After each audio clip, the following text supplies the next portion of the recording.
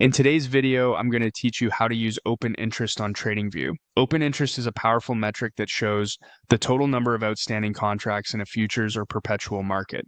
It helps you understand whether money is flowing in or out of a market and can add valuable confirmation to price action.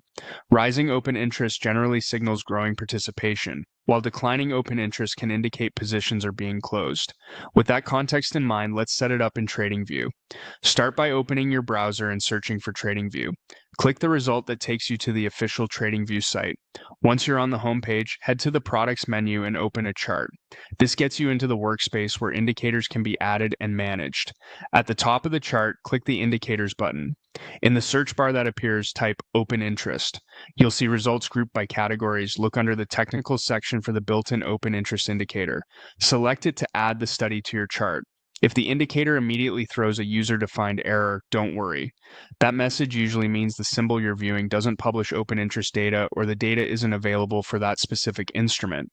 Open interest is typically provided for derivatives markets, not for regular spot symbols or most equities. To fix this, use the symbol search box at the top of the chart to switch instruments. Look for markets that offer perpetual contracts, often labeled as perpetual futures in the search results. Perpetuals are frequently supported by open interest feeds, especially in crypto derivatives. Choose a perpetual contract for the asset you want to analyze. After you select it, the open interest indicator should populate correctly on your chart without the error. Once it's visible, you'll typically see open interest in a separate pane below price. Use your chart's timeframe controls to explore how open interest behaves on different horizons, from intraday to higher timeframes. As a quick interpretive guide, when price rises and open interest increases, that often suggests new positions are being added in the direction of the move. When price falls and open interest climbs, it can hint at fresh positioning on the short side. If open interest declines while price moves, it may indicate traders are closing positions rather than building new ones. Keep in mind that data availability and accuracy can vary by exchange and instrument.